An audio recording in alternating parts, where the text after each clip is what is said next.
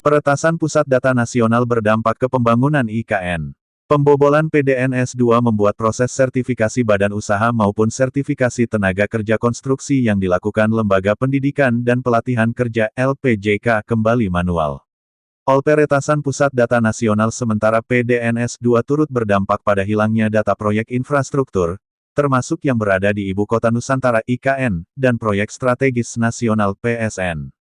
Direktur Jenderal Bina Konstruksi Kementerian Pekerjaan Umum dan Perumahan Rakyat Kementerian PUPR, Abdul Muiz, mengamini bahwa raibnya data PDNS2 berdampak cukup signifikan, khususnya untuk sertifikasi tenaga kerja konstruksi. Insiden itu juga sedikit berpengaruh terhadap proses pengadaan barang hingga lelang tender. Namun, jumlahnya tidak terlalu banyak lantaran mayoritas proyek sudah rampung terselesaikan.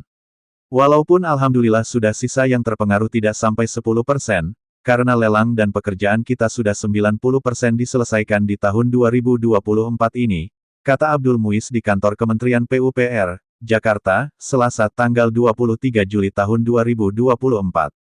Adapun sebagian data yang hilang termasuk proyek-proyek yang ada di IKN dan beberapa proyek strategis nasional. Ada PSN, yang di IKN juga ada, imbu dia. Menindaki kejadian itu, Kementerian PUPR yang tadinya bertumpu pada sistem informasi digital kembali ke cara manual. Abdul mengatakan, cara itu terpaksa ditempuh lantaran proses lelang maupun kontrak pengerjaan proyek dikejar batas waktu alias deadline. Kalau kita enggak segera mengambil keputusan ke manual, maka waktu akan habis. Tentu itu akan menjadikan pembangunan infrastruktur di IKN akan mundur, ungkap dia. Pembobolan PDNS2 juga membuat proses sertifikasi badan usaha maupun sertifikasi tenaga kerja konstruksi yang dilakukan Lembaga Pendidikan dan Pelatihan Kerja (LPJK) kembali manual. Walaupun memang dengan kembali ke manual tentu ada ekstra tenaga, ekstra waktu. Tidak secepat kalau kita menggunakan sistem informasi, pungkas Abdul Muiz. IKN terus berbenah untuk upacara tanggal 17 Agustus tahun 2024, intip kesiapannya.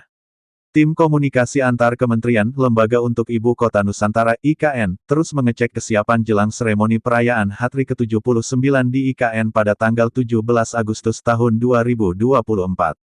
Ketua Satgas Pelaksanaan Pembangunan Infrastruktur Ibu Kota Negara, Danis Hasumadilaga menjelaskan, berbagai progres perkembangan terkini pembangunan IKN. Mulai dari kesiapan lapangan upacara, kantor presiden, dan infrastruktur air untuk mendukung kelancaran perayaan upacara tanggal 17 Agustus.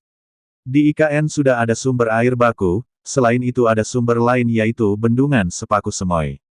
Kapasitasnya secara teknis di Intek Sepaku adalah 3.000 liter per detik. Sedangkan Bendungan Sepaku Semoy adalah 2.500 liter per detik, terang Danis dalam keterangan tertulis, Sabtu, tanggal 20 Juli tahun 2024.